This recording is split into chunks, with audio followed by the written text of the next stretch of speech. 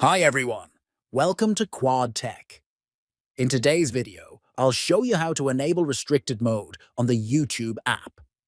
This feature helps block inappropriate or adult content and is perfect for making YouTube safer, especially for kids. Let's get started.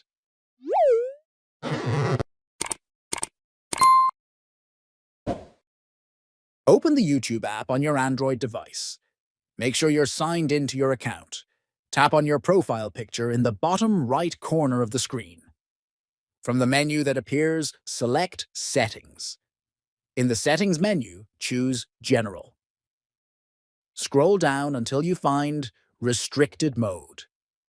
This option is designed to filter out potentially inappropriate content. Toggle the switch next to Restricted Mode to turn it on. Once enabled, YouTube will apply content restrictions on your account. And that's it. Restricted Mode is now enabled, and your YouTube experience should be much safer.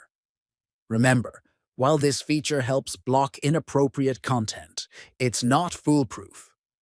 For stronger controls, consider additional parental control apps. If you found this video helpful, don't forget to like, share, and subscribe for more tips. Thanks for watching. And I'll see you in the next video.